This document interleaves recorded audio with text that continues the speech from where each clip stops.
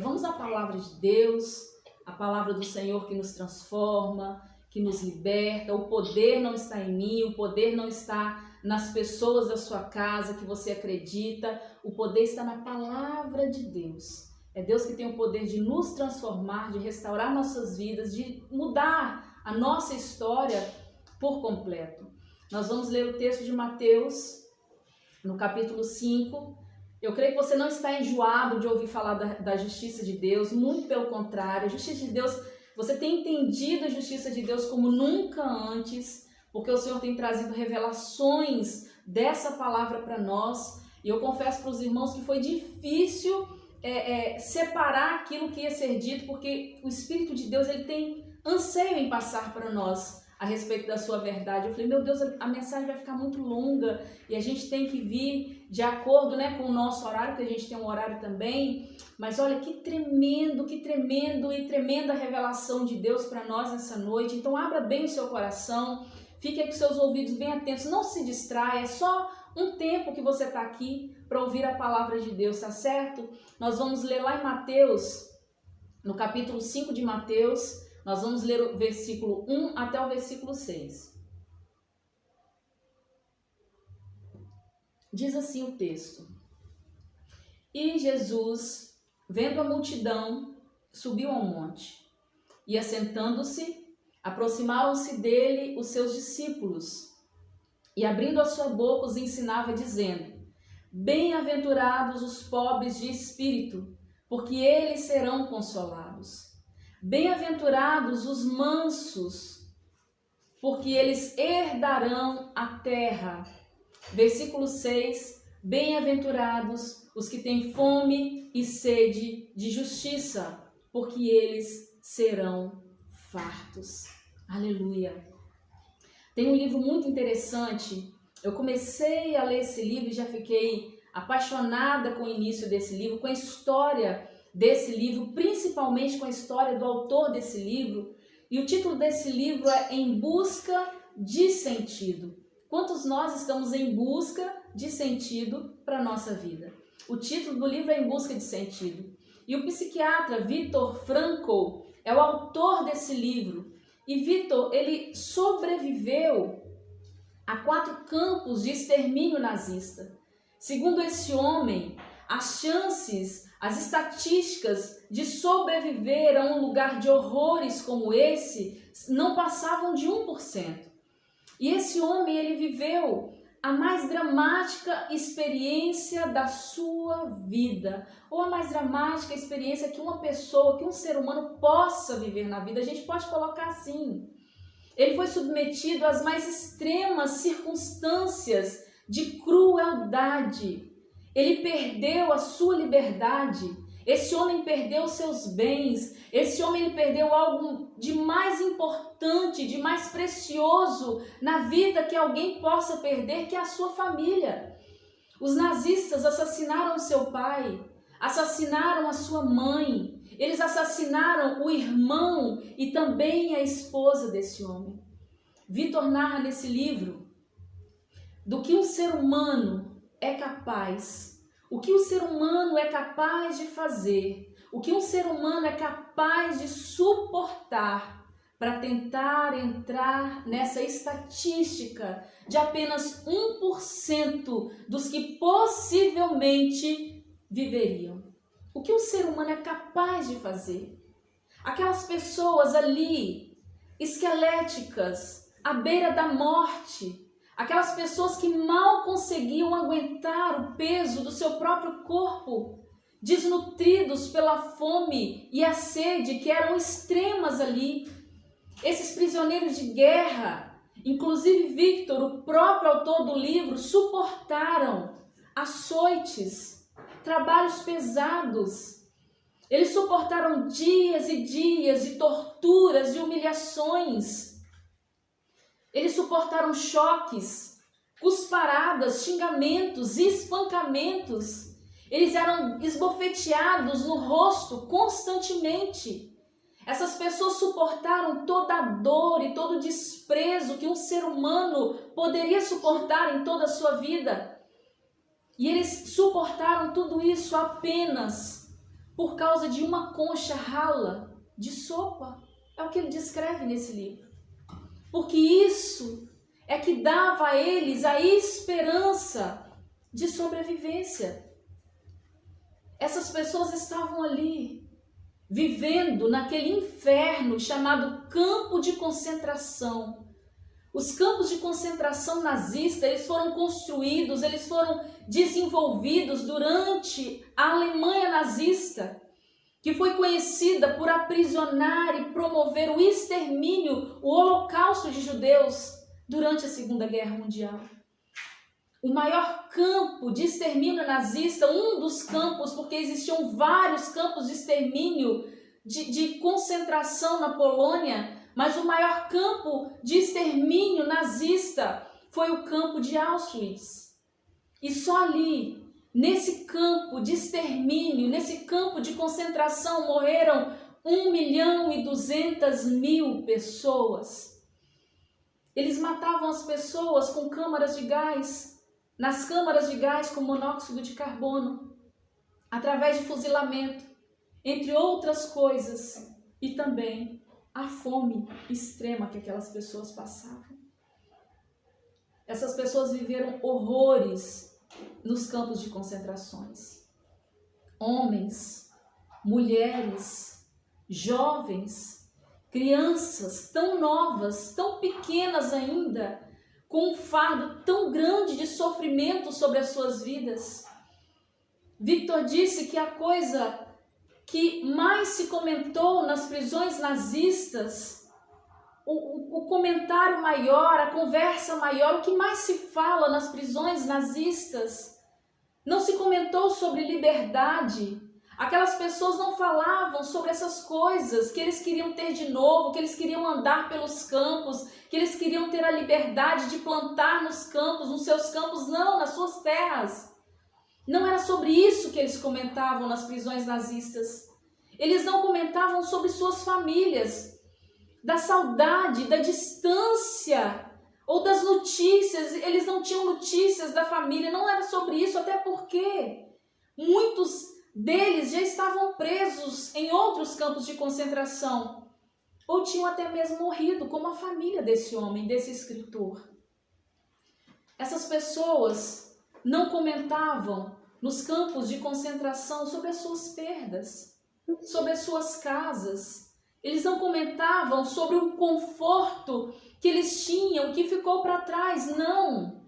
O assunto mais falado durante os dias exaustivos, durante as noites que mal se conseguia dormir, aquelas pessoas esqueléticas amontoadas naquele lugar imundo que cheirava a morte, estavam umas sobre as outras. Elas eram tratadas como se fossem um lixo, a escória da humanidade, o refúgio da humanidade.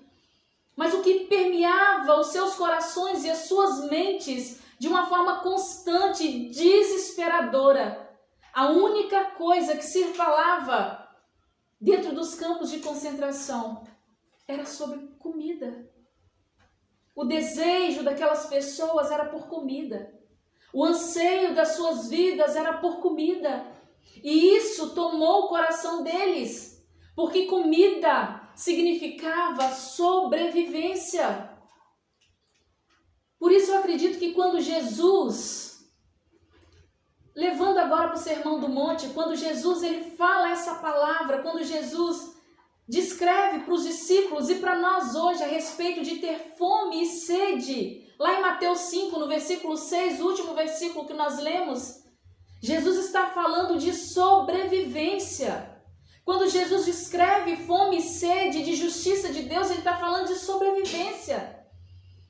E nós precisamos entender esse conceito de fome. Eu acabei de passar para você um conceito de fome extrema. De tanto sofrimento, as pessoas não queriam mais nada, elas só queriam comer. Elas só queriam o alimento do dia a dia. Nós precisamos entender esse conceito de fome, esse conceito de desejo pela justiça de Deus. Bem-aventurados que têm fome e sede de justiça, porque eles serão fartos. Precisamos entender esse conceito. E quando nós entendemos, nós não vamos querer falar em mais nada. Nós não vamos querer pensar em mais nada, nós não vamos querer mais nada, porque a minha sobrevivência depende de Deus. O meu alimento é Ele, Ele que vai me dar a chance de sobreviver nesse mundo tão caótico. E a justiça de Deus sobre a minha vida, que me garante esse alimento, que me garante essa sobrevivência. Mas enquanto nós não tivermos essa fome e essa sede que a palavra nos diz, enquanto não tivermos essa fome e essa sede por Deus de verdade, além da nossa palavra, sentindo, vivendo isso, essa fome e essa sede até que nada mais importe para nós, enquanto não tivermos essa fome e essa sede, nós não vamos colocar Deus nas nossas rodas de conversa. Nós não vamos viver Deus transparente ou transparecendo em nós, enquanto não tivermos essa fome e essa sede. Queridos, precisamos buscar a fome e a sede da justiça de Deus, para que Deus transpareça nas nossas vidas. Assim como uma criada falou para Pedro, assim que Pedro tinha pecado, e ele estava ali no meio da criadagem do Império Romano, e essa mulher chegou para ele: olha, você é um deles, você se parece com ele. Comparando Pedro a Jesus, olha que tremendo, porque Pedro tinha fome, ele errou, mas ele tinha fome da presença de Deus. E essa mulher continua dizendo: você fala como ele, você come como esse homem, você tem o cheiro dele. Queridos, enquanto nós não tivermos essa fome e essa sede da justiça de Deus, nós não vamos correr para Ele, nós vamos fugir dEle, nós vamos correr dEle. Assim como Adão fez no jardim, se escondeu de Deus por não ter mais fome da presença dEle. Nós entendemos, nós temos um vislumbre maior, nós podemos entender de uma forma melhor o que é ter fome e sede. Quando Jesus disse, já há 40 dias no deserto, com fome e sede, sendo tentado pelo diabo a renunciar à justiça de Deus, Jesus diz assim, está escrito, lá em Mateus 4, está escrito: nem só de pão vive o homem, ou viverá o homem, nem só do físico, do material, do palpável, mas de toda a palavra que sai da boca de Deus. Enquanto não tivermos o desejo pela justiça de Deus, nós vamos vivendo a nossa vida. Nós vamos saciando os nossos próprios desejos e anseios aqui, ali, até chegarmos ao ponto de não conseguirmos mais suportar o buraco que a fome existencial causa no âmago, no íntimo do nosso ser. Quando nós sentirmos essa fome extrema, e só quando nós sentirmos, quando você e eu sentirmos essa fome extrema, aí nós vamos estar dispostos a abrir mão de qualquer coisa, como Jesus fez. Jesus abriu mão de tudo por amor a nós, porque ele sabia o que significava o conceito de ter fome e sede da justiça de Deus. Em Filipenses, no capítulo 2, o versículo 7, o versículo 8 diz: mas esvaziou-se a si mesmo, dizendo de Jesus, ele esvaziou-se a si mesmo, tomando a forma de servo, fazendo-se semelhante aos homens e achando na forma de homem, humilhou-se a si mesmo, sendo obediente até a morte e morte de cruz. Queridos, Jesus deixou o reino dos céus por causa dessa fome por justiça a nosso favor. Ele deixou o reino dos céus. Jesus abriu mão do reino terreno por entender que a nossa vida, que a nossa salvação dependia da sua morte. Para que nós nos tornássemos a justiça de Deus, Jesus teve que abrir mão dos céus, ele teve que abrir mão do reino terreno. Lembra quando o diabo disse, também no deserto tentando Jesus, se você prostrar-se e me adorar, eu te dou todos os reinos da terra. Jesus não quis, ele abriu mão. por amor a nós. Porque ele entende a justiça de Deus. Ele tinha fome e sede dessa justiça. Jesus abriu mão dos céus e abriu mão do reino terreno por amor a nós, para morrer em nosso lugar. Agora, deixa eu te fazer 2 perguntas muito importantes. Você acha pouco o que Jesus fez? Você acha pouco isso que eu estou falando para você? Você ainda prefere, com um pouco da palavra, até onde nós caminhamos da palavra, e eu espero que ela esteja trazendo um conflito muito grande de pensamentos aí na sua alma. Você ainda prefere viver a sua própria justiça? Jesus abriu mão de tudo, entenda isso nessa noite. Jesus abriu mão dos céus e abriu mão da terra, porque a fome dele era pela justiça de Deus. A fome dele era por mim e por você. Ter fome e sede de justiça é um dos princípios da salvação do homem. Eu acredito que lendo as bem-aventuranças, lendo o capítulo 5 de Mateus, que foi o texto que nós lemos, eu acredito que as bem-aventuranças deveriam começar com o versículo 6, que é o versículo chave que a gente tem falado aqui. Bem-aventurados os que têm fome e sede de justiça, porque eles serão fartos.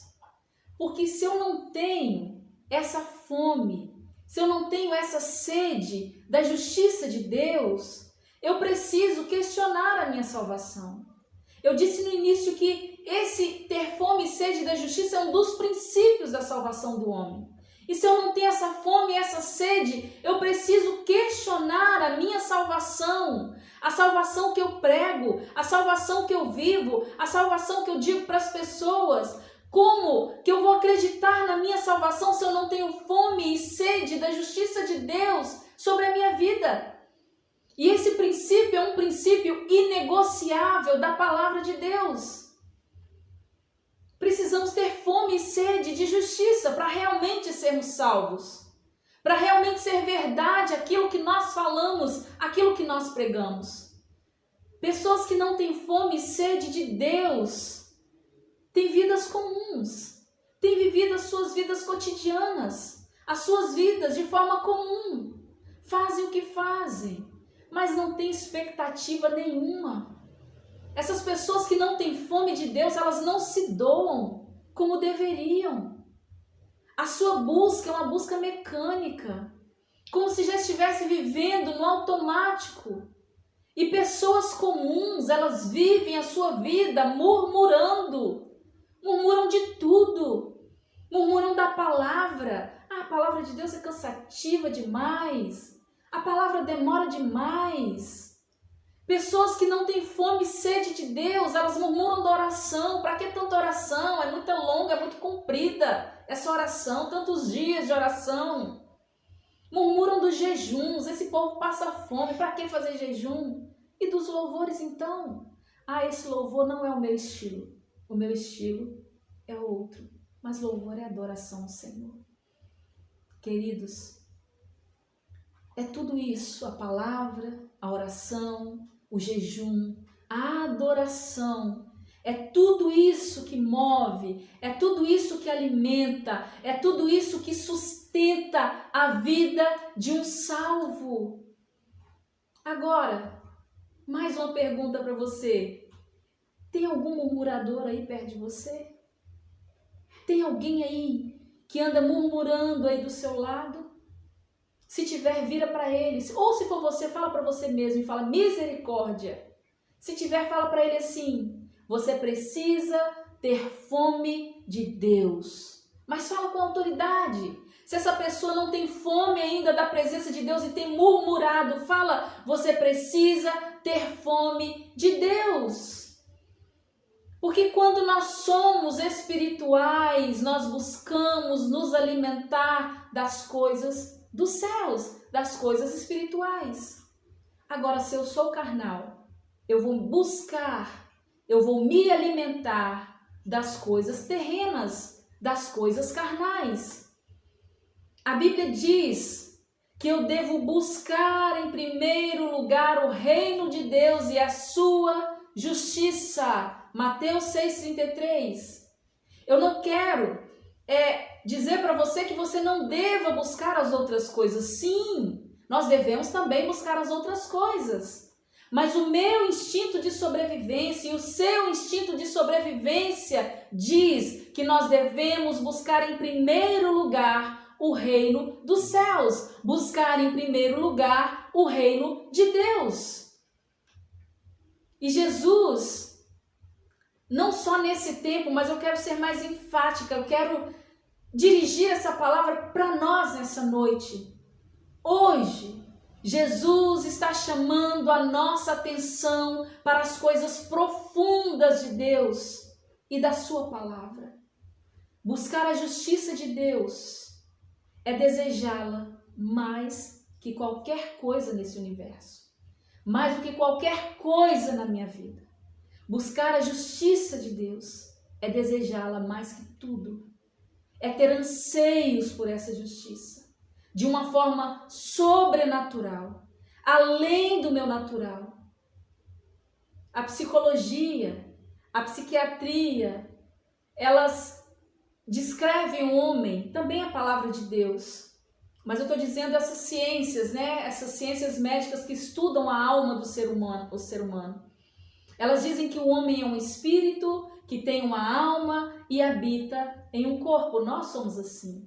Nós temos um espírito que tem uma alma que habita em um corpo. Por isso nós devemos buscar primeiro o espiritual.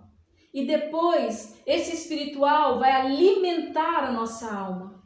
E a nossa alma sendo alimentada pelas coisas de Deus, pelas coisas dos céus, ela vai sustentar o nosso corpo. Precisamos ter fome e sede da justiça de Deus. Agora, você precisa entender um diferencial muito grande. Ter fome não é ter vontade da justiça. Ter fome é uma coisa. Lembra dos campos de concentração, o que aquelas pessoas faziam, o que elas falavam, o que elas pensavam, o que elas ansiavam? Elas queriam suprir a sua fome, a sua necessidade por comida. Elas não tinham vontade de comer um chocolate. Elas não tinham vontade de comer um bolo de cenoura com chocolate, por exemplo. Essas pessoas, elas tinham fome. Fome e vontade são duas coisas completamente diferentes. A vontade, a nossa vontade, ela é saciada com um milagre, por exemplo.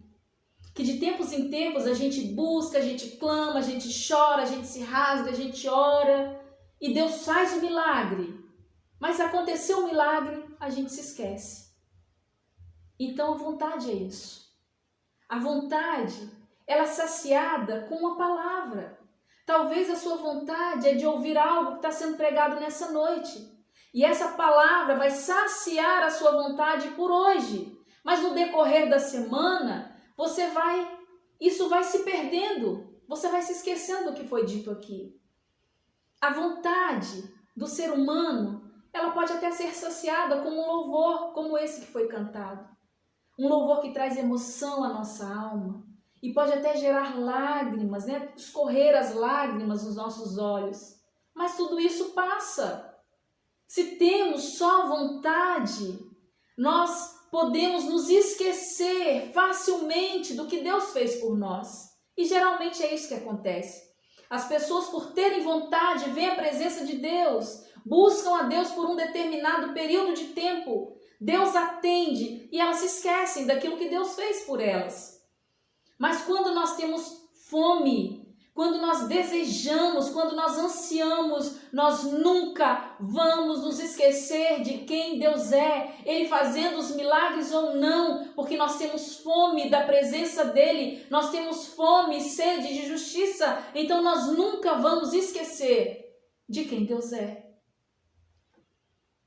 No livro de Lucas, no capítulo 15, tem uma narrativa muito interessante da história, essa história é conhecida, eu acredito que por todos nós, que fala do filho pródigo. Esse jovem, Ele tinha suas vontades, ele tinha os seus desejos, ele tinha desejos de se fartar daquilo que saciava os seus prazeres pessoais. E não há problema nenhum desse filho mais novo querer as coisas que saciassem os seus desejos pessoais.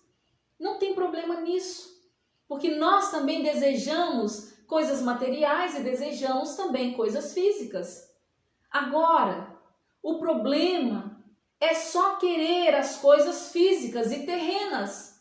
As pessoas têm corrido atrás dos seus sonhos físicos e terrenos. Eu quero conquistar minha casa, eu quero conquistar o meu carro, eu quero conquistar uma posição maior na empresa. Não tem problema, mas isso não pode tomar o lugar de Deus. Isso não pode fazer com que você só queira essas coisas, só ambicione essas coisas para a sua vida. Mas era justamente isso que esse filho queria. Esse filho pródigo, ele ansiava pelos prazeres e só pelos prazeres pessoais. O filho pródigo, mesmo estando junto do pai, dentro da casa do pai, ele nunca experimentou o que é ter fome e sede de verdade da presença dele. E quando nós não temos fome, quando nós só temos vontade, quando nós não temos fome e sede, essa falta de fome, ela nos faz ficar cegos e nós não percebemos a abundância de Deus que está tão perto de nós. Não ter fome distanciou esse filho pródigo da presença e da casa do seu pai. Esse rapaz, eu posso imaginar que depois de uma conversa com o pai, eu não quero ficar mais, eu quero a minha herança, eu quero viver minha vida, eu tenho minhas vontades, eu tenho os meus anseios. Sabe como é que é a cabeça de jovem? Eu quero viver os dias, eu não quero me importar com os dias que vão passando, eu quero viver minha vida. Esse rapaz, então, ele pega a sua mochila e ele coloca ali tudo o que pertencia para ele, sem olhar para trás, sem se importar com o coração triste, com o olhar abatido do seu pai.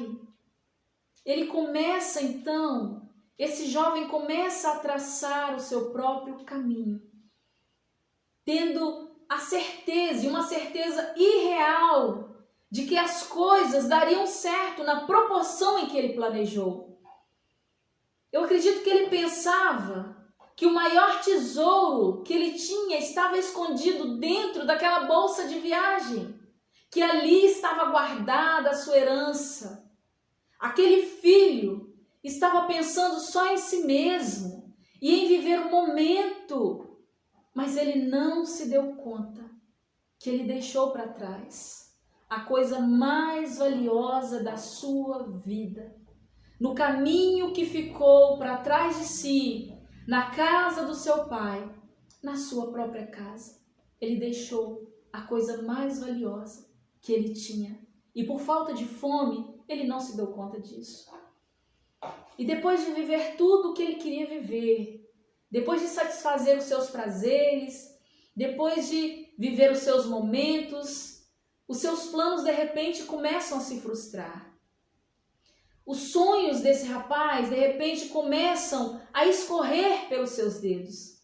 O emprego que ele sonhou, a faculdade que ele queria fazer, a promoção que ele queria ter, o casamento que ele planejou, que ele sonhou, deu tudo errado. Foi tudo por água abaixo. E depois de se frustrar, e depois de acabar todos os seus recursos, todas as suas saídas, todas as saídas possíveis que ele pensou, que ele imaginou, ele então percebeu que as suas vontades de justiça própria não foram saciadas. E que de repente, por causa dessas frustrações, por causa dessas decepções da vida, começou a ser gerado dentro dele, começou a crescer dentro dele, corroer o seu coração e a sua alma, uma fome e uma sede muito grande. Mas ele estava longe da casa do pai. E longe da casa do pai, a tristeza, a angústia, o medo fizeram que ele percebesse uma fome que ele jamais experimentou na sua vida. Porque em todo aquele tempo, na casa do seu pai, a justiça do pai fartava o coração dele. A justiça do pai saciava o coração daquele rapaz. A Bíblia diz que aquele rapaz, suprindo só as suas vontades, vivendo a sua própria justiça, de repente ele caiu em si e tem um despertamento. Meu Deus, será que eu estou falando para alguém nessa noite que está longe da casa do Pai? Que está frustrado, que está angustiado, que está perdido, que está desesperançado da sua vida, porque os seus planos não deram certo. Aquele jovem cai em si e tem um despertamento, e não podendo mais suportar tamanha fome, ele faz o caminho de volta. Aleluia! E com a sua mochila vazia, por ter perdido tudo, mas com a esperança de que o Pai, pelo menos, o tratasse com a justiça que ele dispensava aos seus empregados. O coração desse filho volta, faminto e sedento pela presença do Pai. No livro de Lucas, no capítulo 15, que está esse texto, o versículo 22 e 23 diz assim: Mas o pai, depois de ver o seu filho voltando ao longe, o pai disse aos seus servos: Trazei depressa a melhor roupa e o vistam, e coloquem nele um anel na mão e sandálias nos pés, e trazei o bezerro cevado e matai-o, e comamos e alegremo-nos, porque o meu filho voltou. Aqui tem um princípio tremendo de restituição do pai para com o filho. Uma restituição que, segundo a nossa justiça humana, é imerecida. Talvez você esteja perguntando, depois de entender essa palavra, depois de entender essa história, porque a nossa justiça humana faz isso, faz nós questionarmos a bondade de Deus, o amor de Deus, a graça de Deus, a justiça de Deus.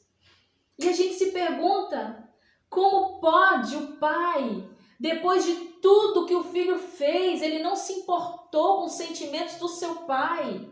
Como pode esse pai ainda assim dar a esse filho o direito de novo de estar na sua casa, dar direito de novo à sua justiça, dar direito de novo à sua herança e ainda dar presentes a esse filho?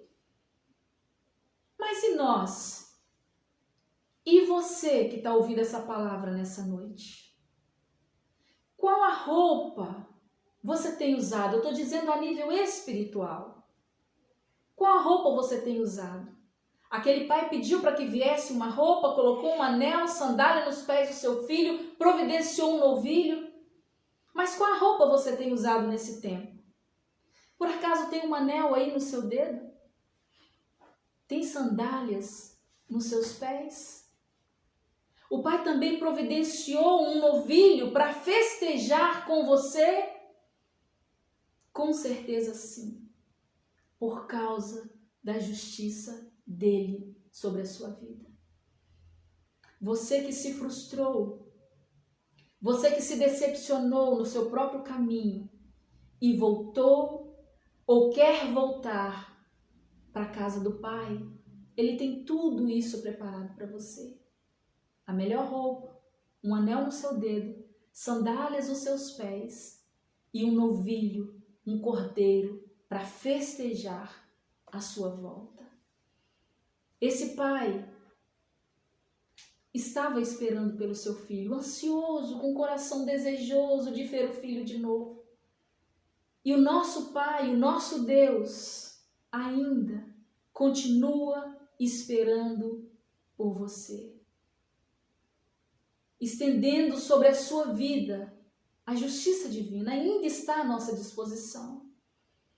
Deus não deixou que o peso das suas escolhas fosse sobre você, assim como esse pai não deixou que o peso das escolhas daquele filho pródigo fosse sobre a vida dele. Deus não deixou que o peso das nossas escolhas, e quantas escolhas erradas nós já fizemos ao longo da nossa vida. Tem pessoas que devem falar assim, eu nem sei como que eu estou vivo ainda, como que eu estou aqui ainda. Deus não deixou que o peso das suas escolhas fossem sobre você, mas Ele assumiu a sua culpa. Ele tomou o direito de posse das suas escolhas. Por isso no livro de Isaías diz, Ele levou sobre si. Levar sobre si é ter o direito, é tomar o direito de posse para si. O pai deu a esse filho a melhor roupa, um anel, deu sandálias, ainda preparou um novilho para celebrar com ele. Esse pai disse aos seus empregados, coloquem nele um anel. O anel simbolizava, por isso eu perguntei para você, tem um anel no seu dedo? O anel simbolizava que o pai estava reconhecendo esse filho como herdeiro das promessas. O anel simbolizava a aliança, o selo, de novo, entre pai e filho. Simbolizava a aceitação, de novo. Simbolizava esse selo, assim como fala lá no livro de Efésios, no capítulo 1, no versículo 13 e 14. Em quem também vós estáis, depois que ouviste a palavra da verdade, o evangelho da vossa salvação, e tendo nele também crido, fostes selados com o Espírito Santo da promessa, o qual é o penhor da nossa herança, para a nossa redenção, para a redenção da possessão adquirida. Nós somos a possessão adquirida de Deus, por isso nós somos selados com o Espírito Santo da promessa. Nós não usamos mais hoje um anel no dedo, mas nós temos o selo do Espírito Santo de Deus em nós, para todo aquele que volta, para todo aquele que retorna à casa do Pai.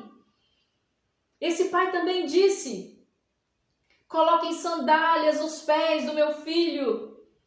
Sandálias nos pés simbolizam firmeza por onde passar, simbolizam segurança emocional, física e espiritual. No livro de Salmos, no capítulo 119, versículo 105 diz, lâmpada para os meus pés é a tua palavra e luz para os meus caminhos. Por termos o selo da aliança do Espírito Santo de Deus, nós somos calçados com a preparação do Evangelho da Paz, que fala lá no livro de Efésios. E essa palavra, ela é a nossa âncora. Essa palavra, ela é a nossa segurança, ela está firmando, ela está fundamentando os nossos pés para todo aquele que de verdade tem fome e sede da justiça de Deus. Tem sandálias nos seus pés? Você tem sido firmado nessa palavra, nesse evangelho? A palavra nos firma, nos fundamenta em Deus, no Senhor, na palavra dele. O pai também disse aos seus empregados, vistam meu filho com a melhor roupa. A melhor roupa significa cuidado. A melhor roupa significa cobertura, significa proteção espiritual. No livro de Isaías, o profeta Isaías, no capítulo 61, o versículo 3, no início do versículo diz, o Espírito do Senhor está sobre mim. Aí no versículo 3 diz, a ordenar acerca dos tristes de Sião, que lhes dê glória em vez de cinzas, óleo de alegria em vez de tristeza, vestes de louvor em vez de espírito angustiado. Vistam meu filho com a melhor roupa. Qual roupa você tem vestido? Você tem vestido vestes de louvor? E o texto continua dizendo, a fim de que se chamem árvores de justiça, plantação do Senhor, para que ele seja glorificado. Aleluia! Louvado seja Deus! Esse pai quando vê o seu filho, a alegria do seu coração é tamanha, é tão grande, que ele diz também: tragam o bezerro cevado. Eu acho que essa é a parte mais linda. Essa é a parte mais tremenda, mais maravilhosa dessa palavra. Tragam o bezerro cevado, tragam o novilho e vamos comer e vamos celebrar. O novilho aqui, ele se refere a um boi novo, e esse boi novo, ele era o mais valioso. Esse boi novo, ele era o mais caro de toda uma manada, de toda uma fazenda. E o maior sacrifício na época do Antigo Testamento, porque eram feitos sacrifícios de animais para apagar o pecado do povo. Então, o maior sacrifício na época do Antigo Testamento, e também era o sacrifício mais valioso, era feito com esse novilho, era feito com esse bezerro cevado.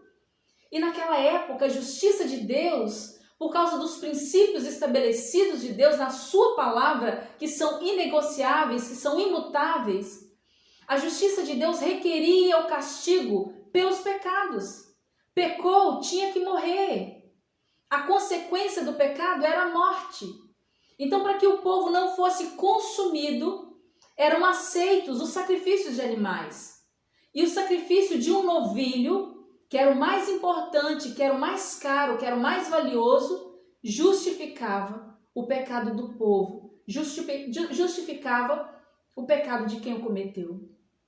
E tudo isso, o sacrifício desse novilho em favor do pecado de alguém, ele prefigura, tipifica para nós a crucificação de Cristo, o Cordeiro de Deus, que tira o pecado do mundo. Por que que tira? Porque nós precisamos ir a Ele. Porque ainda não tirou? Porque nós precisamos fazer a nossa escolha. Então Jesus é o Cordeiro de Deus que tira o pecado do mundo. Aquele pai providenciou um cordeiro cevado, e vamos celebrar, e vamos comer e celebrar com o meu filho que voltou. Deus também providenciou para nós, para que nós não fôssemos consumidos por causa do salário do pecado, que é a morte. O Pai providenciou para nós o cordeiro perfeito, sem defeito, sem pecado. No livro de 1 Coríntios, no capítulo 11, o versículo 24 a 25 diz: e tendo dado graças, partiu e disse: tomai, comei, isso é o meu corpo que é partido por vós. Primeiro Jesus tinha feito isso na última ceia com seus discípulos.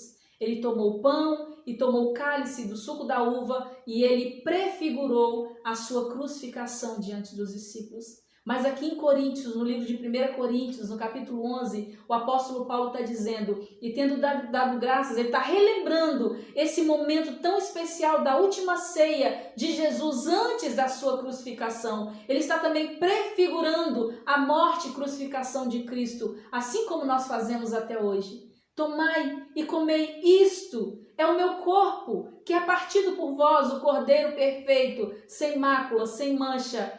Fazei isso em memória de mim. Semelhantemente também, depois de cear, tomou o cálice, dizendo: este cálice é o novo testamento do meu sangue. Fazei isso todas as vezes que beberes, em memória de mim. E 3 dias depois, Jesus fez essa ceia com seus discípulos. Jesus foi crucificado.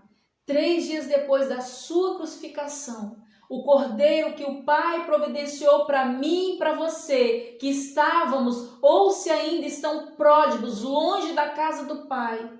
3 dias depois dessa crucificação, assim como aquele pai celebrou com o filho, festejando a sua volta, nós celebramos também a ressurreição de Jesus. Após 3 dias de crucificação, Jesus ressuscitou e nós festejamos e nós celebramos. Porque Jesus, ele fez expiação pelo nosso pecado. Jesus tirou a nossa culpa. Jesus nos substituiu na cruz do Calvário. Não se esqueça dessa palavra. Jesus nos substituiu na cruz. Substituir é tomar o lugar do outro. Ele tomou o seu lugar. Ele trocou de lugar com você. E a única maneira de sermos salvos, a única maneira de você ser inocentado da sua culpa é através da substituição de Jesus. E nós precisamos aceitar essa troca. Nós que fazemos essa escolha. Por isso é que ele tira o pecado do mundo. Todo aquele que aceita essa troca tem direito à vida eterna. Jesus assumiu o meu pecado na cruz. Jesus assumiu a minha condenação. Eu troco de lugar com ele. Eu agora assumo o lugar de Jesus, vivendo a vida de santidade que ele viveu. E vivendo não só a vida de santidade nele, mas vivendo uma vida de santidade nele. Se você não guardar nada dessa palavra, eu quero que você guarde apenas isso que eu vou falar com você nessa noite. Pelo menos isso, para que possa mudar a sua vida, para que possa mudar o seu coração. Não adianta querer correr atrás dos seus prazeres, da sua justiça própria, achando que Deus vai burlar, vai passar por cima da palavra dele por sua causa. Deus não faz isso. Deus não quebra os princípios da sua palavra. Por isso a verdade de Deus tem sido ministrada a nós, para nós decidirmos se nós continuamos longe da casa do Pai ou se nós voltamos para a casa do Pai com fome e sede de justiça. Guarda isso no seu coração. Se você não se lembrar de nada, se lembre disso. A única forma de termos vida eterna, a única forma de você ser salvo é trocar de lugar com Jesus. Deixa eu ser mais clara. A única forma de você entrar nos céus é trocando de lugar com Jesus. Ele foi para a cruz no seu lugar. Você agora assume uma vida de santidade nele. Santidade é ser separado de tudo aquilo que não faz a vontade de Deus. A única forma de termos vida eterna é trocar de lugar com Jesus. Aleluia. Louvado seja o nome do Senhor. Eu espero com todo o meu coração que você tenha entendido essa palavra e que de verdade você se decida para voltar. Se você ainda não voltou, eu preciso que você se decida para voltar para a casa do Pai, para que você possa entrar nos céus.